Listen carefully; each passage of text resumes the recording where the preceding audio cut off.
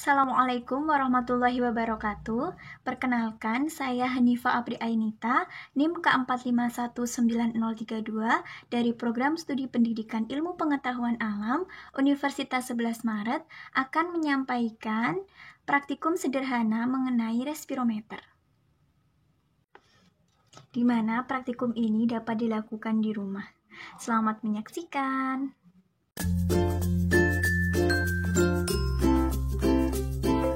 Sebelumnya, perlu diketahui mengenai apa itu respirometer.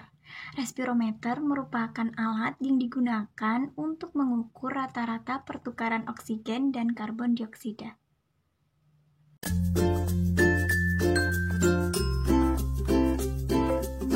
Di mana prinsip kerja dari respirometer ini adalah dengan mengamati banyaknya oksigen yang digunakan oleh hewan uji untuk bernapas dalam satu satuan waktu dengan ditandai adanya pergerakan cairan uji pada pipa skala.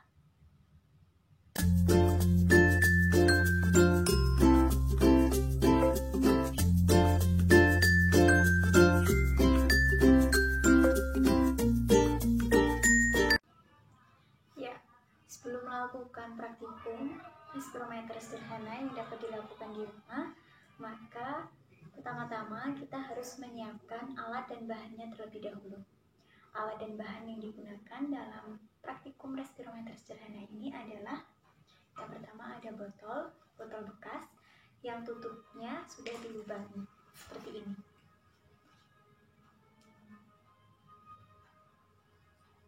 Kemudian ada kapur sirih, di mana kapur sirihnya ini harus dibuat seperti adonan agar kapur sirih ini bisa mengikat CO2 pada proses praktikumnya nanti. Kapur sirih ini dalam praktikum respirometer sederhana digunakan sebagai pengganti KUH. Seperti ini.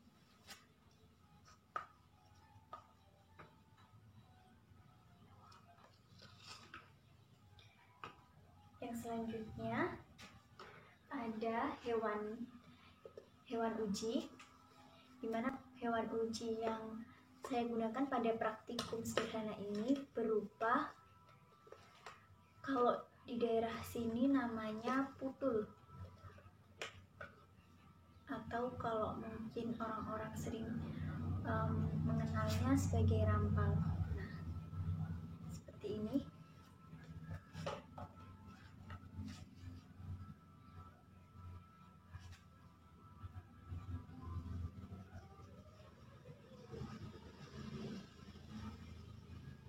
Kemudian yang sudah ada di depan saya ini adalah styrofoam seperti ini yang akan dijadikan sebagai alas dalam praktikum respirometer sederhana ini. Kemudian ada alat suntik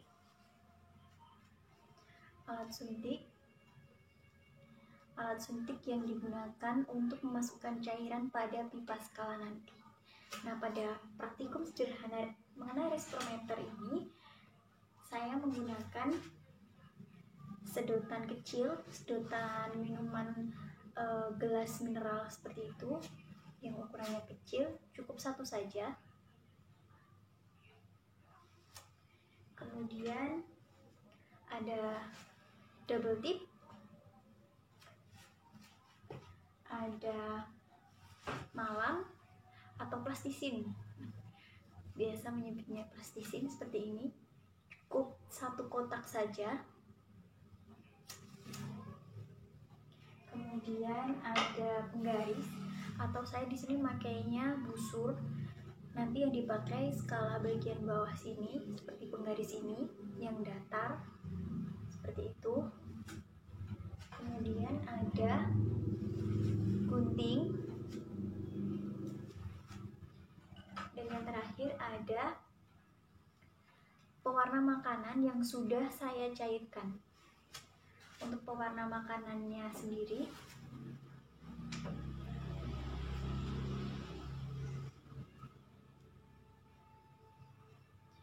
Warna makanannya sendiri adalah ini, warnanya merah tua dan sudah saya cairkan jadi seperti ini.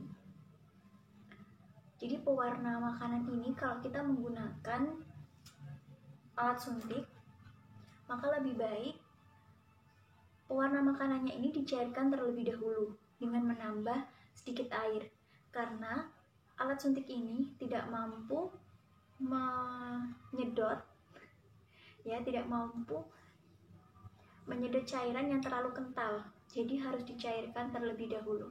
Jadi dia bisa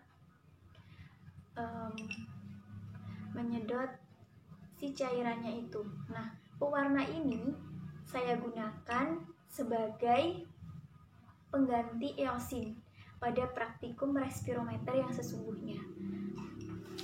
Nah, selanjutnya ada kapas. Kapasnya ini bebas, boleh kapas yang harganya berapapun. Di sini saya memakai kapas yang murah saja ya. Seperti ini kapasnya.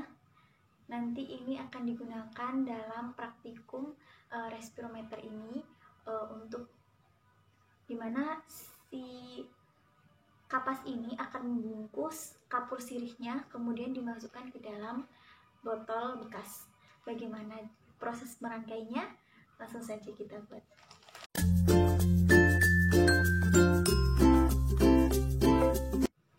Nah, untuk yang pertama adalah membuat pengganjal untuk si botol bekasnya ini. Atau sebetulnya tidak perlu pengganjal, karena di botol ini kita bisa memberikan double tip agar botolnya ini tidak bergerak ketika digunakan dalam praktikum, tidak bergeser, berpindah tempat seperti itu. Jadi ketika botol bekasnya ini sudah diberi double tip, maka dia akan stand pada tempat di mana kita meletakkan.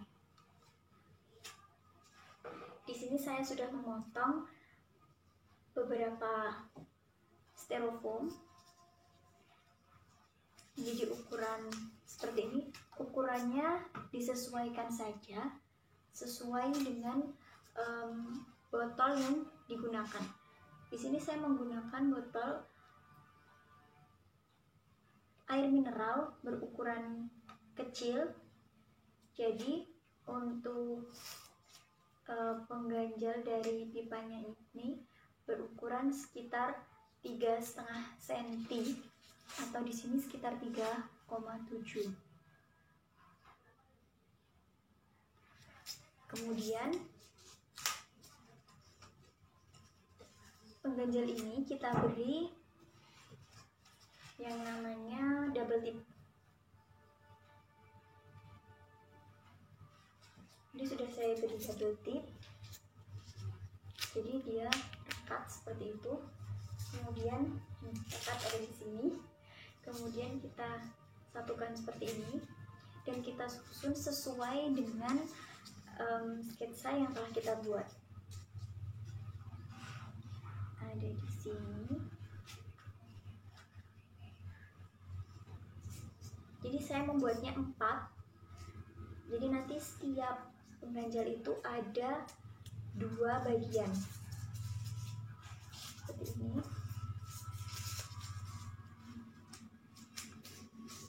Ya, kita taruh di sini sesuai dengan lebar dari botolnya.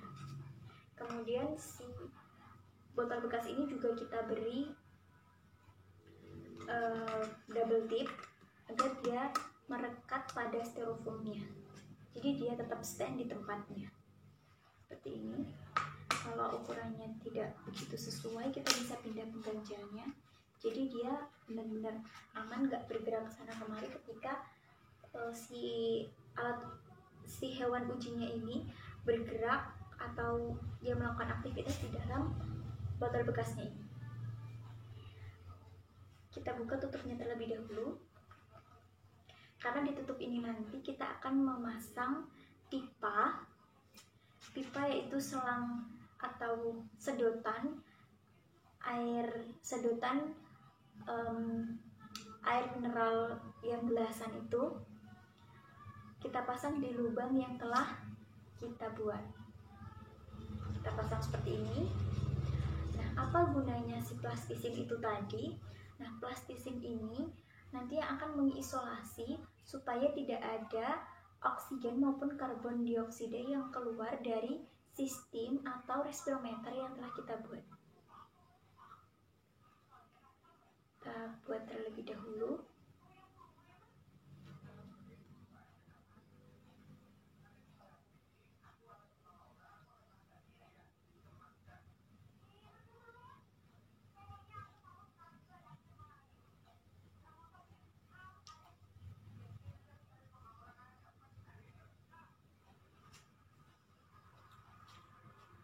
Kita buat terlebih dahulu ya.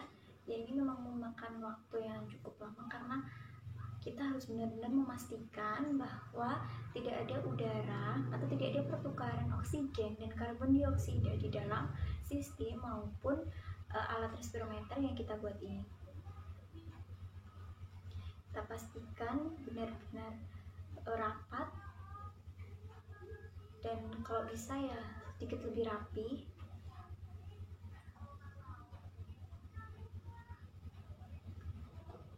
Kemudian kita coba pasang ke botol bekasnya lagi.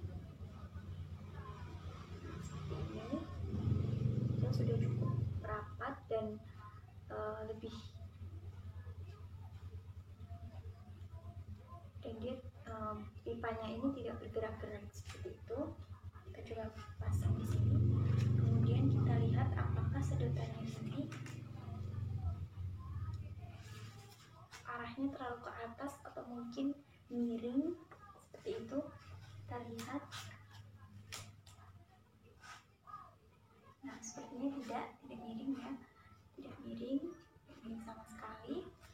Kemudian langkah yang selanjutnya ini kita buka terlebih dahulu. Ini kita buka lagi. Kemudian langkah yang selanjutnya adalah memasukkan kapur sirih yang sudah dibuat seperti adonan tadi ke dalam botol ini, tapi tidak dimasukkan secara langsung, melainkan menggunakan kapas. Jadi ini meminimalisir si hewan ujinya ini menghirup kapur sirihnya secara langsung. Kalau di praktikum sederhana itu menggunakan KOH itu basa kuat. Nah, basa kuat itu kalau dihirup oleh hewan seperti serangga yang kecil-kecil itu, dia tidak akan bisa bertahan lama hewannya. Padahal kita membutuhkan waktu yang cukup lama untuk melakukan satu kali pengujian. Jadi kita mengantisipasi terjadinya hal itu dengan menggunakan kapas seperti itu. Kita coba masukkan ke dalam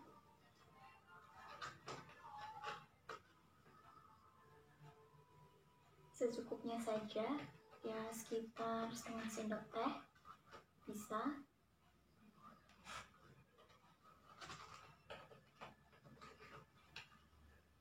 Secukupnya saja ya, kurang lebih segini ya, terus gitu. Kemudian kita bungkus. Nah, kita bungkus seperti ini ya, kita bungkus seperti ini. Kemudian kita masukkan ke dalam botol. Kita masukkan ke dalam botolnya. Dia sudah masuk ke dalam botolnya. Mungkin saya lebih ke depan dan masuk ke dalam botolnya sini. Kemudian langkah selanjutnya adalah memasukkan hewan uji. Di sini saya memakai yang namanya putul atau rampal. Mungkin kalau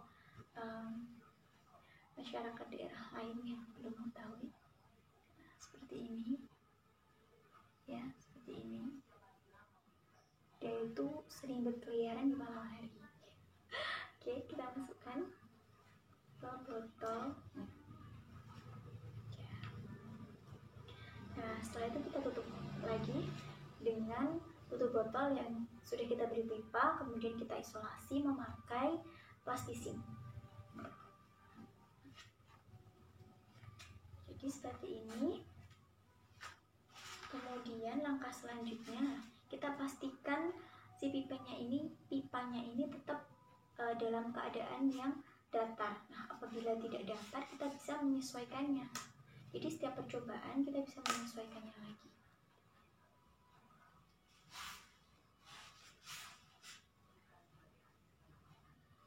Nah, kemudian kita pasang si busurnya ini, atau kalau punya penggaris yang berukuran lebih pendek, bukan yang 30 cm atau sekitar 20 cm, yang tidak memenuhi ruangan ini, bisa mepet dengan pipanya ini, bisa ya, pipanya ini. Nah, kita pasang sesuai dengan skala yang diinginkan. Jadi harus benar-benar pas gitu, jangan sampai tidak pas gitu ya, karena nanti pengukurannya juga nggak akan akurat. Seperti itu, kurang lebih seperti ini. Kita pastikan juga pipanya ya.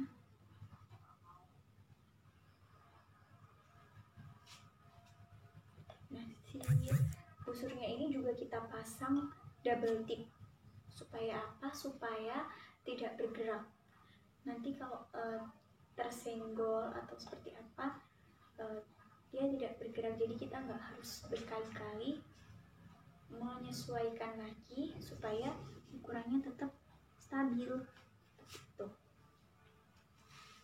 Ini kita sesuaikan lagi, karena nanti kalau pipanya tidak lurus, dia nanti juga tidak akan akurat gitu datanya. Cairannya juga tidak akan berjalan dengan lancar seperti itu. Tidak boleh terlalu menengah ke atas atau terlalu menunduk ke bawah. Oke. Nah, langkah yang selanjutnya adalah memasukkan si cairan uji.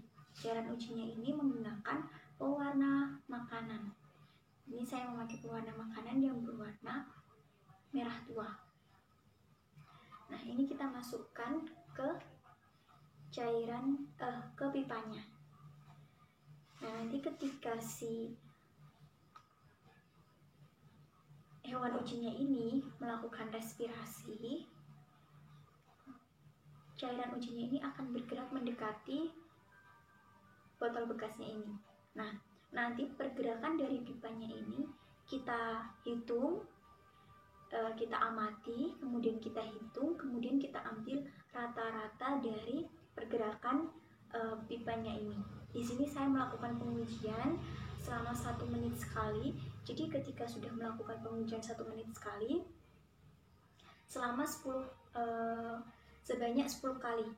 Jadi saya melakukan pengujian ini 1 menit untuk durasinya, ya. 1 menit kali 10 kali ya, 1 menit kali 10, jadi ada 10 menit pengujian, tapi saya lakukan 1 menit sekali. Dan pengujian yang saya lakukan dilakukan dalam 4 kali pengambilan data, yaitu pada siang hari, pada pagi hari, pada siang hari, pada sore hari, dan pada malam hari. Nah, ini kita masukkan cairan ujinya bagi pengganti dari Elsin. Seperti ini. Nanti cairan ujinya ini akan bergerak ketika hewan ujinya ini melakukan respirasi. Nah, inilah contoh dari pergerakan cairan uji yang menandakan bahwa hewan uji sedang melakukan proses respirasi, sehingga cairan uji akan bergerak mendekati botol bekasnya.